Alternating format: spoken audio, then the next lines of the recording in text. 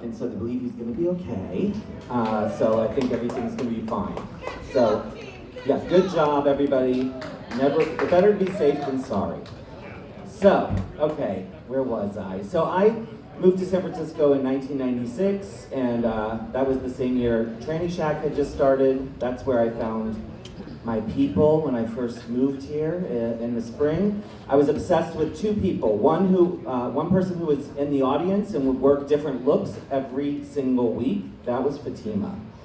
She would show up looking, to the point where I was like, is that the same lady that was here last week? Like, so amazing, such a grand illusionist. And the other was the Steve lady, who on stage, I was obsessed with. And when I say obsessed, I mean like I was a young queen who looked at these two icons as a fan. I mean a true and huge fan. And so over the years, my fandom just grew and grew and grew, and I always worshipped Fatima. And she at one point said that she wanted to be in one of my Midnight Mass shows, but reminded me that she couldn't act and was nervous on stage, and didn't want to have any lines. It was like, okay.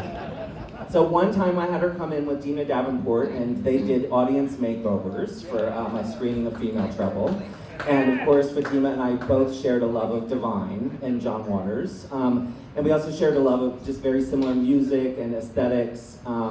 And another time, I did need someone who didn't really need to act. And Fatima agreed to be on stage as the audience entered and sit completely still in a getup that she designed so that the audience would believe that she was a doll or a stuffed animal.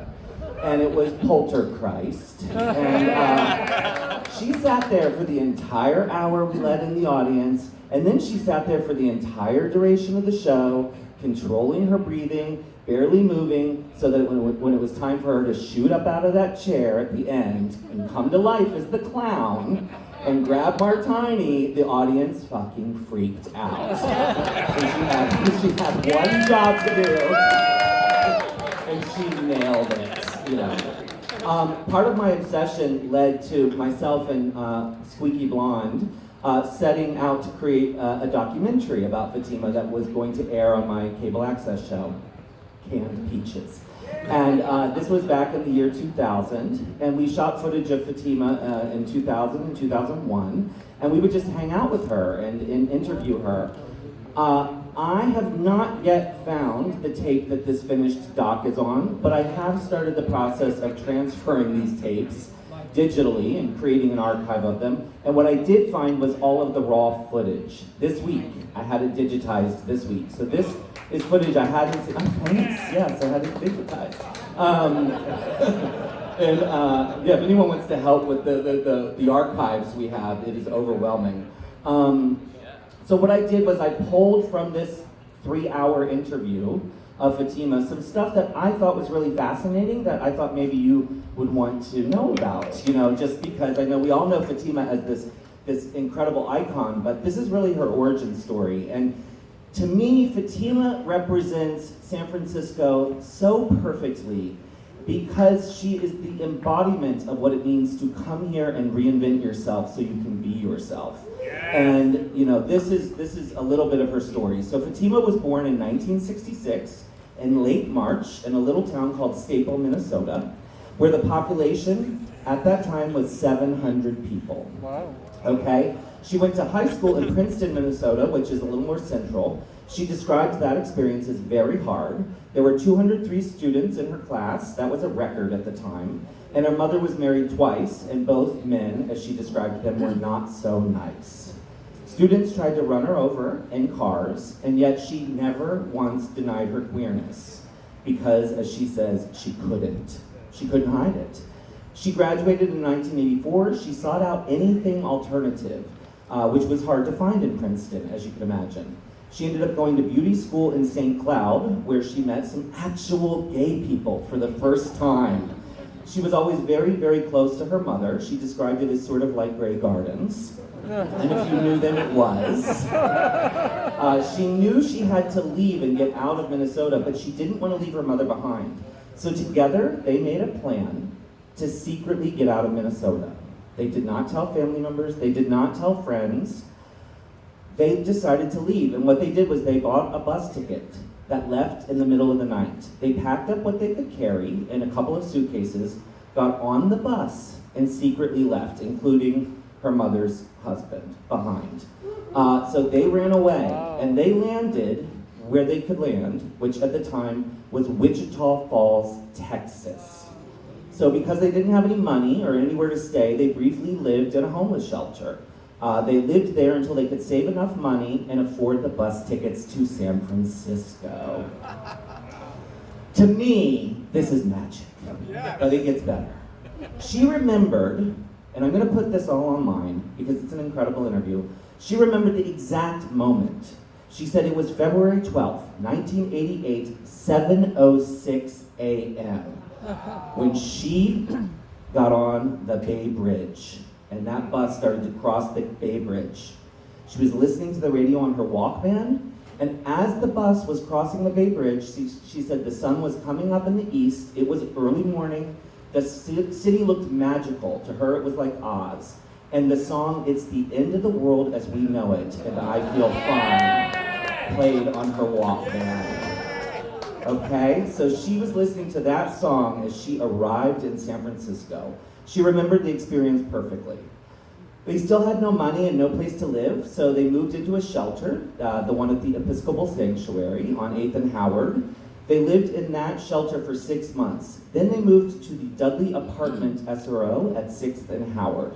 She described it as very scary. It was a one-room little studio, a tiny little studio with a kitchenette and shared bathrooms down the hall. She recalled a memory of finding a dead person laying on the floor who had OD'd. So this is all, her entrance to San Francisco. Her mother and her had no money still, and so at the time she arrived, she had one, what she calls, drag outfit. It was a black silk skirt, a black silk shirt, and a black wig. She actually had hair back then, and it was dyed pink, and she would comb it into the wig. Her very first number was at the Deja Vu bar, okay, which was in the Tenderloin. And they made her audition before she could do the number. And she seemed to really resent that, at the time. She performed Sex Crime by the Eurythmics. She shaved her head before the number, and she did a wig reveal as part of her performance. She described it as really, really bad. But she loved the feeling of getting outside of herself, and she realized she wasn't meant to be a boy in the traditional sense. She says she was painfully shy, and drag allowed her to get outside of herself and be someone different. Her mother bought her first bra and girdle. So if any of you know Fatima, well, off stage, you know that she was nothing like her on-stage persona. She was super shy and super sweet and kind of small in a way. And the stage, these characters allowed her to express these other parts of herself. She met her friend, performer Michelangelo, who helped teach her more about drag and performance art. He brought her to Club Uranus, and it blew her mind. She said, I saw so many fellow freaks there. She described the drag as confrontational, provocative, political. And this is where she finally met other trans people. This is where she met Jerome Kaja, Greg Taylor, and others who became inspirations and collaborators. She describes this time in her life as unreal and fabulous. She realized it was where she needed to be. She became a sister of perpetual indulgence, and even her mother joins the order and becomes known as Father Mother. I didn't remember that. I was like, Father Mother, that is a name. Oh my God. Fatima was also, get this, very, very heavily involved in the court system. Okay, I didn't know that, but she was very heavily involved with the imperial court. So talk about bridging gaps, which I think was brought up earlier. She could do pageant drag, and she could, staple gun, things to her face. All right, so she simultaneously did these performances where she wasn't making very much money, but she did make money go-go dancing at all the different nightclubs that loved the freak shows. So she would go in and go-go dance a la, Divine in Female Trouble. She remembers going to Tranny Shack for the first time and realizing right away that it was an entirely different type of performance space. This really excited her. For the first year, she was reluctant to get on stage, but was constantly dressed up and modeling in the audience. After some time, she began performing there and became her own wild, insane creation. The first time she ever co-hosted the Shack was in March for her 29th birthday, and she chose the theme of religious cults. Coincidentally, if you remember, Heklina used to make those like postcards with the different themes for the month, and she would send them out like a month. Well, she mailed them. Do you remember that? She would mail them to our house, which is so weird. It's like, God, we're old. That bitch went to the post office to mark it. And I remember. But what Fatima was like so excited about, that the week of her show, the Heaven's Gate tragedy happened. Okay. Which is so Fatima. And she kept saying, we planned it 2 months ago, isn't it amazing? She loved it, okay? So that show was called The Cult of the Sacred and Holy Meat. And so for those of us, like myself, who just went to the show and thought it was a really cool, Fatima show about religious cults, we didn't know that she and Ivana, months and months earlier, had drunkenly used meat in a performance they did at another club. On their way home, they threw the meat up against some wall south of Market, like onto a building, and it smacked on the building, and it stayed there for months. So what Fatima did was she started the show dressed up as an LDS elder who then went to the meet where a select number of people showed up for this weird ritual she did with the meat, and then all of them proceeded to march to Tranny Shack. Heklina knew it was coming. They marched in, marched through the audience. Fatima got on stage and did her number. So her number started at the meat on the side of the wall. I know there's a million more stories like these, so I had to pick and choose, right?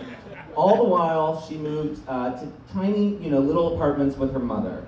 Her mother became very ill. She had a quadruple bypass and eventually had one of her legs amputated. Fatima continued to live with her mother, and as she described it, it became more and more like Grey Gardens. And she basically says, my mother saved my life. She brought me to San Francisco, and I was going to take care of her no matter what. So by day, Fatima was really, truly a caretaker for her mother. She did whatever it took. Then she'd take a nap, get into one of her crazy outfits, and go out at night and make, either go-go dancing or do nightclub performances. And then, I remember more than once sharing a cab home with her to drop. I lived in the Richmond at the time, so she was on the way. I would drop her off on the way home. And it was just so wild to me that it's like this thing in a diaper covered in blood was going home to her mom, Oh, she told a story about how even though she had so much support from her mother, she was reluctant to come out to her as a trans person when she was struggling with her trans identity, and so she secretly was taking hormone pills. What she didn't know was that her mother had found the pills and mistakenly thought Fatima was sick with HIV or AIDS. And so her mother confronted her at one point with concern, and Fatima said, "Oh no, that's estrogen. I'm on hormone replacement therapy. I think I'm trans." And her mom said, "Oh, is that all?" Her mother continued to support her all the way to the end. And the last thing I'll end on is that we all threw a huge fundraiser for Fatima. I don't know if you remember this. The sisters were involved. It was called Fatima's Treasure Chest. And this was part of her pursuit of transitioning. And so this was literally a fundraiser for her tits. And it was hosted by Putanesca, and it was in the Upper Haight.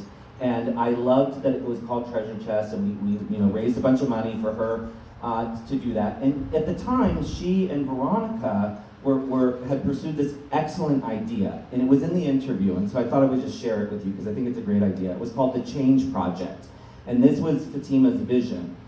To put out buckets for change, like you would anywhere, that would go to support trans people who couldn't afford their surgeries.